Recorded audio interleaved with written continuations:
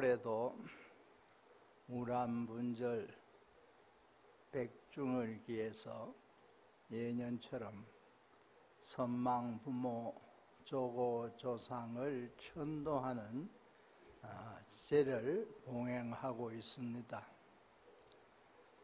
올해는 유독히 날씨도 덥고 해서 사중 살림살이 운영하는데도 어려움이 많고 또 신도님들도 기도하러 오시는데도 힘든 점이 많으실 텐데도 불구하고 주지 스님이야 노전 스님이 여법히 우람분절 제를 봉행하고 있는 것 같습니다.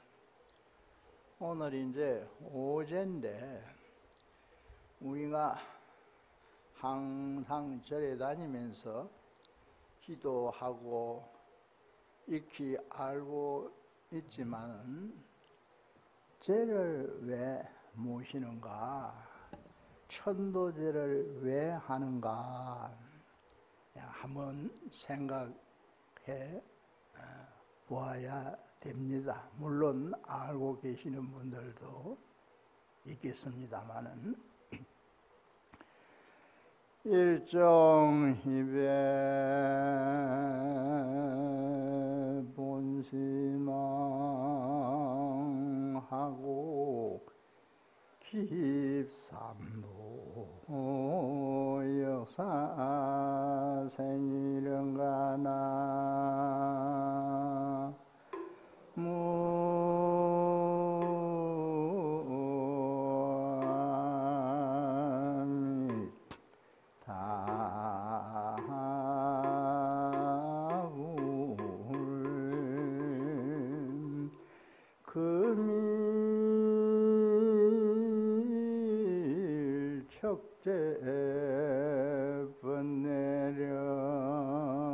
번내렴하니 수연하고 잔향이로다나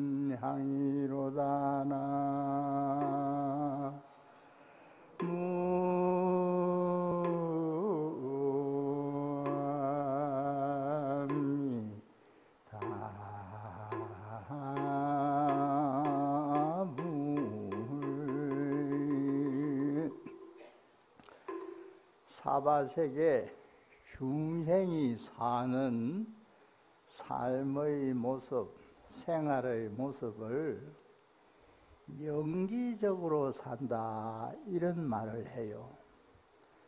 또 달리 인연 따라 산다 이렇게도 말합니다. 영기적으로 산다, 인연 따라 산다, 이게 무슨 뜻을 가지고 있는 말이냐? 지금 선망부모 조상 입회를 설법전 좌우벽에 봉안해 놓았습니다. 저 조상 영가가 우리들 집안, 직계 친척, 애가 쪽의 대대로 이때로 올라가면서 계셨던 조상들이에요. 한편 생각해 보면은 이 양가의 조상들이 없었으면은 오늘의 내가 이 세상에 태어나 살 수가 없었어요. 왜냐?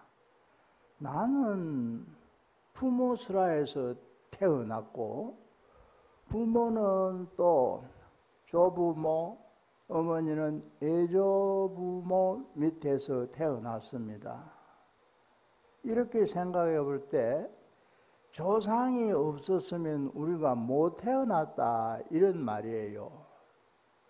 그래서 내가 존재하기 위해서는 내 밖에 누군가가 나를 존재하도록 만들어준 그런 일이 있다 이 말이에요. 그래서 달리 말하면은 내가 나 아닌 것을 의지해서 산다 이 말이 영기적으로 산다 이 말이에요. 인연 따라 산다는 말은, 인연이라는 것은 때와 장소를 고른다는 얘기예요. 시간과 장소를 고른다는 거예요. 오늘은 오제 백중기도 하는 날이라 부산에서 울산에서 이 통로까지 오셨지 않습니까? 날짜를 맞추어 온 것이고, 또 통로사 국지대찰의 절을 찾아온 거니까 이게 시간을 고르고 장소를 고른 것이다, 이렇게 말씀드릴 수가 있습니다. 그래서 중생이 사바세계 일생을 사는 것이 모두가 영기적으로 사는 것이고 인연 따라 사는 것이다, 이렇게 말을 하는 것입니다. 그런데 예로부터 이제 조상 영가를 천도할 때 설해준 법문 사구송이 있는데, 그 송구의 뜻을 새겨보면은 일종입에 본시망하고, 본래 우리가 이 세상에 태어난 것이 내 본래 마음이 있던 영혼의 고향, 그곳을 등지고 객지로 나왔다, 이런 뜻이에요. 중생이 태어난 것은 우리가 각자 가정집에서 살다가 밖에 볼 일이 있으면 외출을 하잖아요. 출타라 말하기도 하는데, 외출 나온 사람들이요. 우리가 이 세상에 태어난 것이 쉽게 말하면 부처님 나라에 있다가 외출 나온 기다, 이 말이에요. 고향에 태어나 가지고 크면서 객지에 나가 살잖아요. 직장 생활도 객지에 가서 하고, 학교도 예지 객지에 가서 다니고, 그렇듯이 중생들이 이 사바세계에 태어난 것이 객지 생활이다, 이런 뜻이에요. 한번 시망, 마음자리, 영혼의 고향, 사람에게 고향이 세 가지가 있습니다.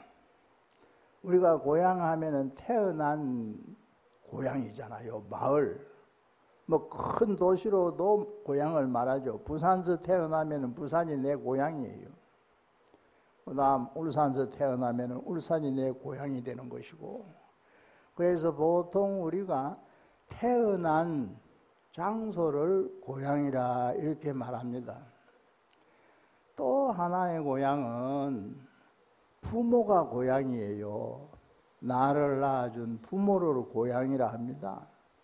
명절되면은 고향에 계신 부모님을 찾아뵙는 그런 풍습도 아직 남아있잖아요.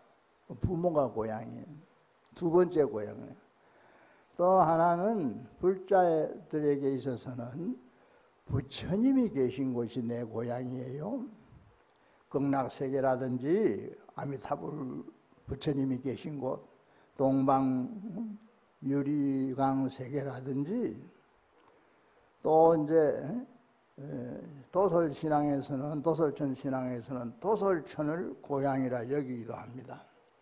문학적으로 표현하면은 영혼의 고향, 일반적인 말로는 마음의 본래 고향. 그래서 이제 불교 수행을 고향 찾아가는 일이다, 이렇게도 말해요. 고향 찾아가는 일이 불교의 수행이다. 그래서 이제 고향을 세 가지로 설명하는데, 어떻든 고향을 떠나서 생사의 과정을 반복하면서 윤회를 하게 되었는데, 중생은 윤회의 존재예요. 윤회를 하면서 지금까지 우리가 이제 참 사회생활을 하다 보면은 일이 있어서 여기도 가보고 저기도 가보고 또는 이사를 할 경우에는 부산에서 서울로 가기도 하고 대구로 가기도 하고 지역을 옮기지 않습니까? 그렇듯이 생사를 되풀이하면서 육도 중에 나쁜 악도라 하는 곳이 있는데 뭐 지옥도 악도고 아기도도 악도고 축생도도 악도예요. 그런 세상에도 가봤다 이 말이요.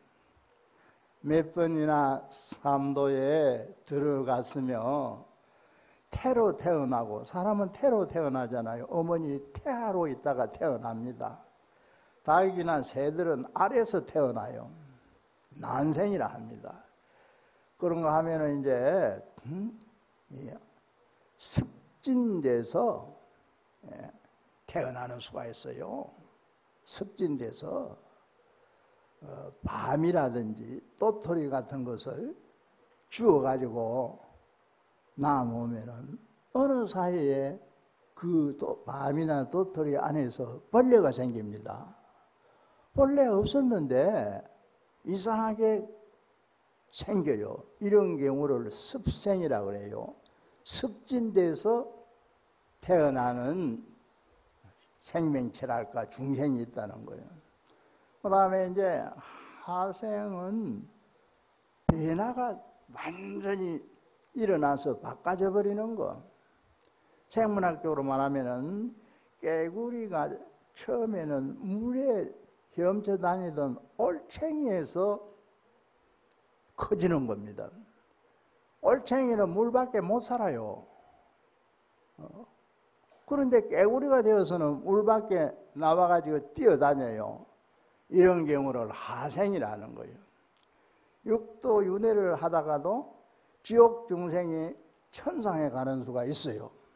이런 경우도 하생이랍니다. 그래서 태어나는 행태를 가지고 태생, 난생, 습생, 하생, 사생을 말하는데 이 사생을 통해서 생사를 한없이 되풀이해 왔다 이 말이에요. 잊고 있듯이 그렇습니다. 그 다음에 이제 세 번째는 오늘 이 설법점 좌우 벽에 봉안된 선망부모 조고조상 영가들에게 들려주는 직접적인 말이죠. 금일 척제 번내렴하니 오늘 참 스님들이 집전을 해서 연부를 하고 또 시식도 할 것이고 신도님들이 이렇게 많이 동참을 해서 또 마음으로 축원을 해줍니다. 이러면은 영가들의 번뇌가 깨끗하게 맑아진다 그래요. 그래서 오늘 번뇌의 떼끼인 것을 다 씻어드리니 영가분들이 씻는다 이 말이에요. 수연이고 자능이로다 인연을 따라서 기도해드리고 연불해드리고 천도 의식을 거행해드리는 이 일을 의지해서 수연 옛날 그대로 본래 고향에 있을 때 그대로 고향에 돌아가십시오. 수연이고 자낭이로다. 스스로 고향에 돌아가도다. 중생은요, 왜 중생이라 하느냐? 중생이라는 말 뜻만 바로 알아도 불교의 교리를 거의 다 이해할 수 있습니다. 중자는 원래 대중이라 할 때 중자예요. 대중. 숫자가 많다는 것을 의미하는 글자입니다.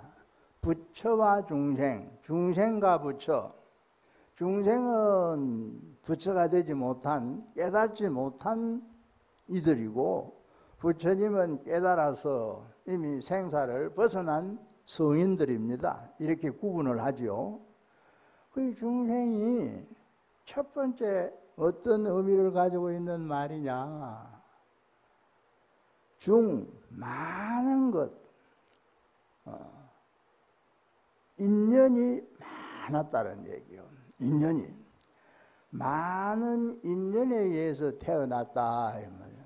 앞서 말씀드렸듯이 직계 쪽, 애가 쪽 조상들이 없었으면 우리가 금생의 이 몸을 받을 수가 없었어요. 그러면 그 대대로 그슬로 올라가 생각해 볼 때 많은 인연이 계속 이어져 내려와 가지고 내가 이 세상에 태어나겠다. 이제 조상 대대의 시간적인 진행을 가지고 말하는 거죠. 그것뿐만 아니라 나를 낳아준 어머니가 나를 낳기 전에 임신을 해가지고 옛날 농촌에 살 때는 논밭에 가서 일도 하고 아주 참 고단한 그런 생활을 하면서 그래도 다행히 나를 무사히 낳았습니다.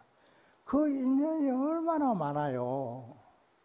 그래서 중생이란 말은 태어날 때 그저 태어나는 것이 아니고 무수한 인연을 맺고 태어났다. 많은 인연에 의해서 태어났다. 이렇게 이제 설명하는 겁니다.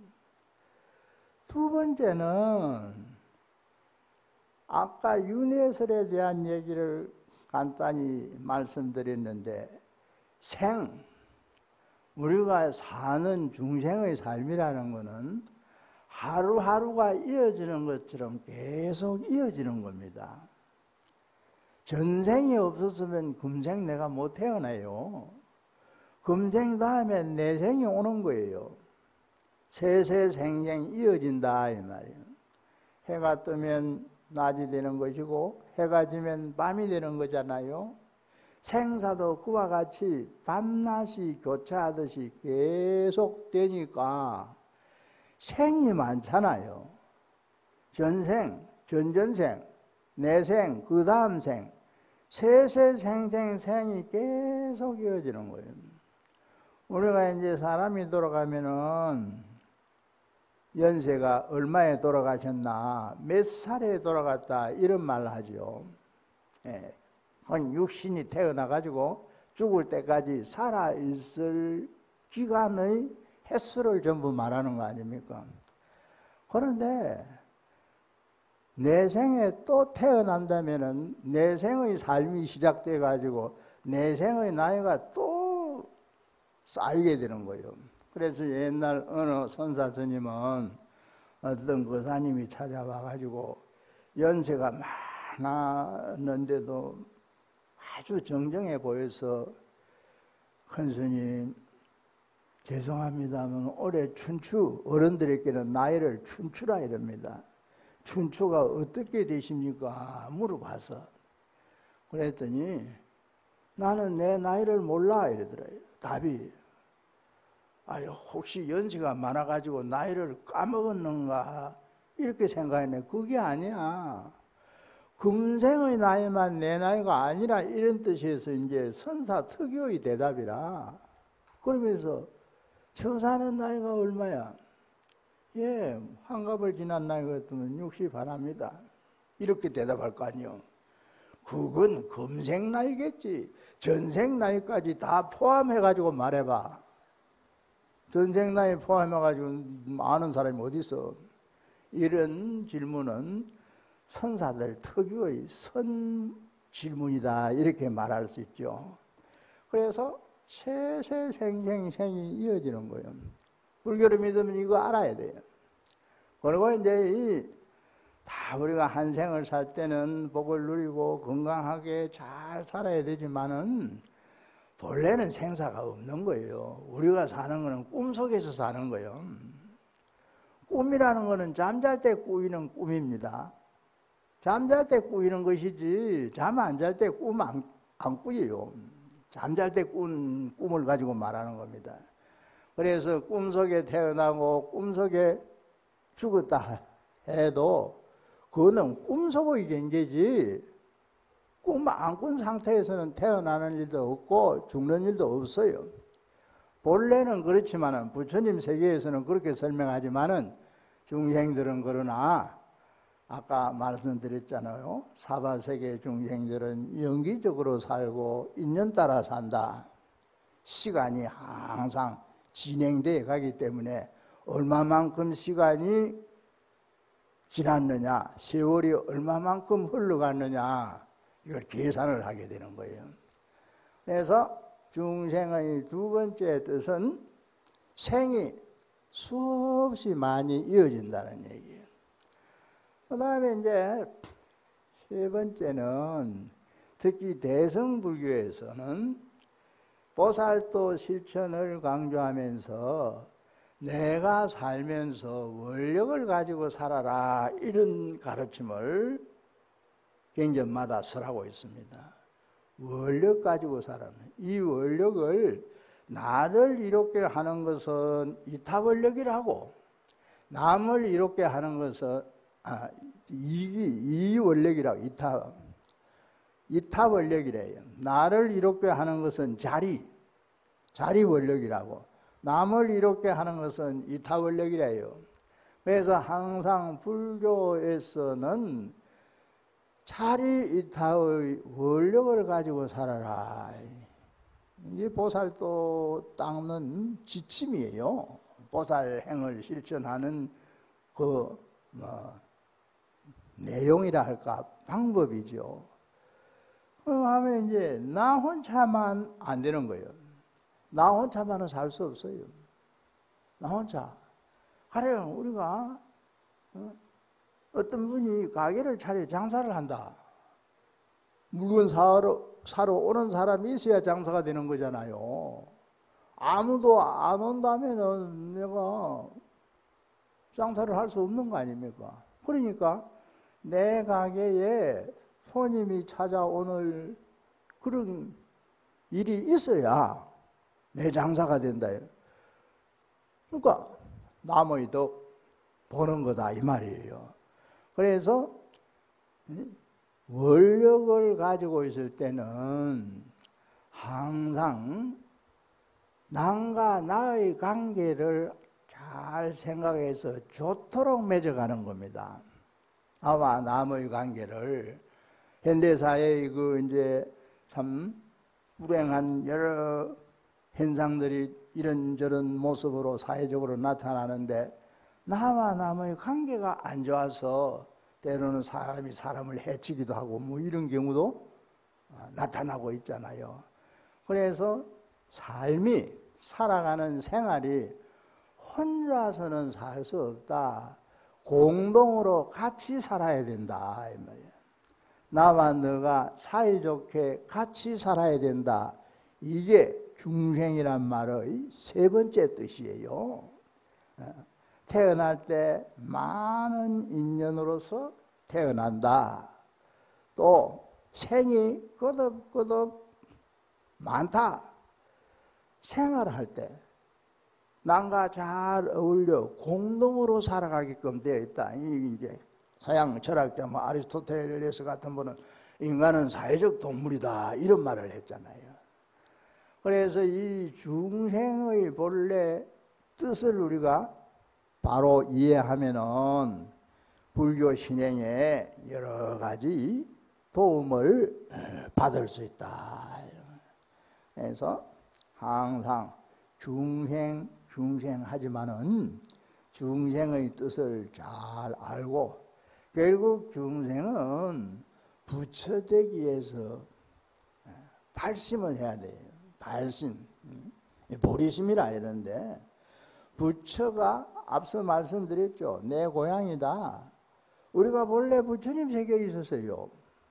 그게 성본향, 자선, 극락세계 우리가 돌아가면은 극락왕생을 축원하잖아요. 영가를 위해서는 전부 이제 극락세계에 가셔서 안락을 누리십시오. 이렇게 망축, 죽은이를 위한 축원을 망축이라고 그래요. 망축을 해드립니다. 근데 그 극락세계가 본래 내가 있던 곳이요. 내 마음 본래 성품 자리가 극락이요. 내 마음 본래의 성품 자리가 또 극락이 아니고 앞서 뭐 저 동방 유리강열의 세계도 소개했죠. 그래서 우리가 본래의 고향을 등지고 이렇게 이제 객지 생활을 한다. 능경이라는 경에는 이런 내용이 있습니다. 사람 한평생을 여행 가잖아요. 여행 가면은 뭐 불자들은 부처님 성지를 찾아 인도 같은 데도 가기도 하고 말이야. 또 이제 뭐 요즘은 외국에도 자주 가는 시대잖아요. 여행을 가면은 이제 그 가는 곳을 정해 가지고 어디 가고 이제 하루가 날이 이제 어두워지면은 숙소를 정해 가지고 하룻밤 묵어야 되잖아요. 호텔에 간다든지 또는 뭐 옛날 같으면 여관 같은 데 들어가서 하룻밤 묵게 됩니다.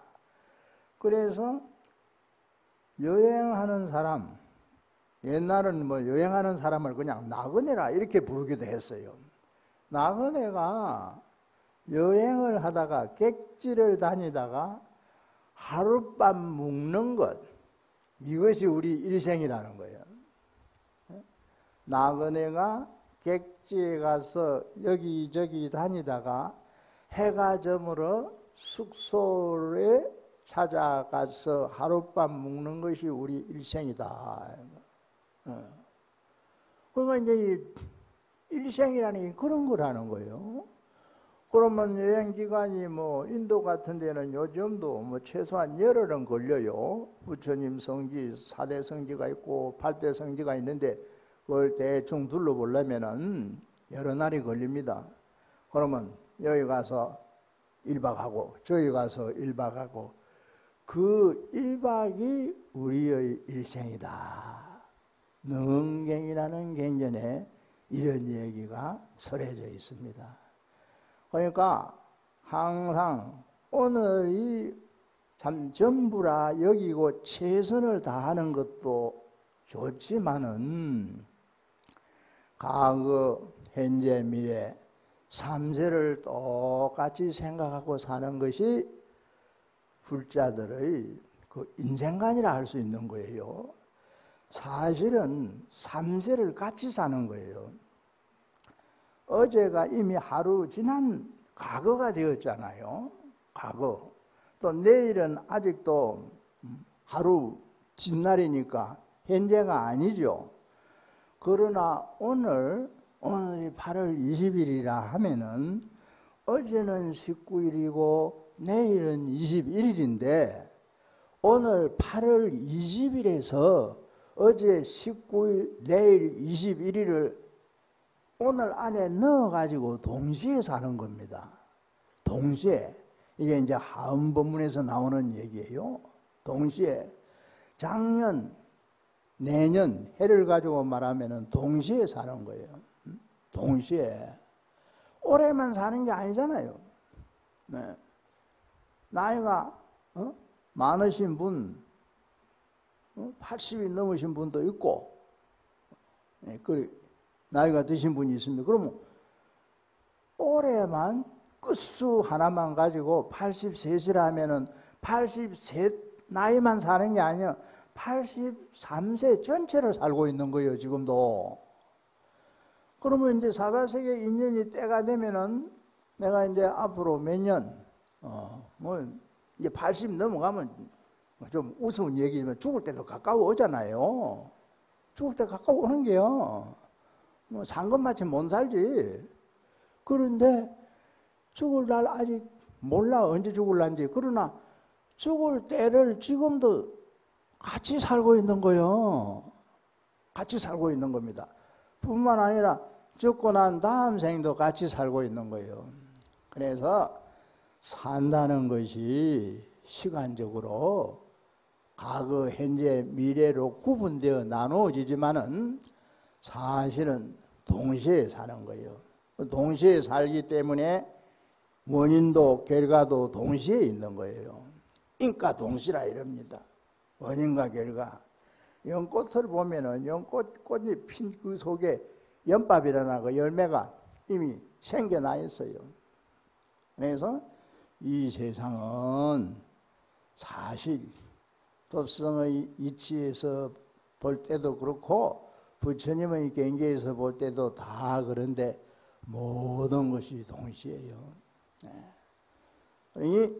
이런 부처님 법을 의지해서 우리가 이제 항상 신심을 불교의 대사는 신심이에요. 우리가 이제 가령 요즘 현대 사회가 자본주의란 말을 쓰잖아요. 어느 분은 사업에 성공하고 재산이 많다 말하자면 부자가 되었다 이거예요. 부자라는 거는 경제적으로 말하자면은 재산이 많다는 얘기죠. 재산도 토지 같은 부동산도 재산에 들어가고 또 현금을 은행 같은데 예금을 해놨다면 그것도 재산 아닙니까? 그런 재산이 세속 살아가는데 아주 중요하죠. 그러나 불교를 믿는 불자들에게는 신심의 재산이 또 중요해요. 신심의 재산이 없으면은 나는 가난뱅이요. 가난뱅이. 정신적인 재산이라도 할 수 있고 이걸 부처님은 법의 재산이다 이렇게 말씀을 했어요. 법의 재산, 신재 7가지 예를 드는데 믿는 기 신심이 법의 재산이요. 법문을 듣는 거는 문제, 들을 문제, 문제라 했어요. 계를 지키는 거는 계제라 이런 말도 있고 7가지를 예를 들어서 7법제를 얘기합니다. 근데 그 중에 가장 우리가 불교를 신행하는 불자로서 중요시 여겨야 될 것은 신심이 내 재산이다. 신심이 있는 사람은 언젠가 복을 누리게 되어 있어요. 아침에 해가 뜰 때 그 햇빛이 이 통도사 뒷산은 영축산이잖아요. 산 꼭대기에 제일 먼저 비춰줍니다. 한국에 그런 경문이 나와요. 일출동산 선조고라고. 해가 돋을 때 햇빛이 산 꼭대기 높은 데 제일 먼저 비춰진다. 그게 이제 옛날 큰 스님들이 대꾸를 붙여가지고 복이 올 때 신심이 높은 사람에게 먼저 온다 이거예요.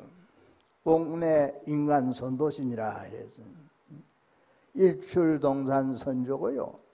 해가 솟을 때 그 햇빛이 해가 뜰 때를 말합니다. 산 꼭대기에 먼저가 닿고 비춰지고 이 말이에요.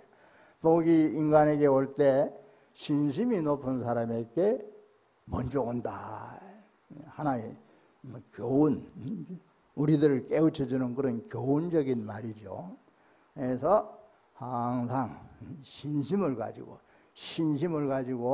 이런 우람분절 천도제를 잘 모셔드리면은 지장경에 설에 나왔잖아요. 부처님이 생모 마야 부인을 위해서 도리천에 가서 설한 법문이 지장경의 그 법문 내용입니다. 복을 내가 많이 짓는 거예요. 7분의 6은 내 복이 되는 것이고 7분의 1은 영가에게 혜택이 된다. 복이 된다. 이런 그 내용이 그 지장경에 나옵니다. 이 시간 한 30분만, 내 30분 더 했지. 오늘 공연도 있고 뭐도 있고 많이 있대요. 그럼 오늘 법문은 이로 마치고 일찍 마치면 박수를 쳐줄 거예요. 네.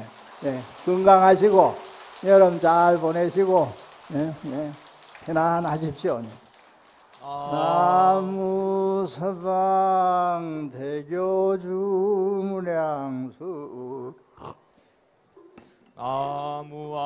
나무아미타불 나무아미타불 나무아미타불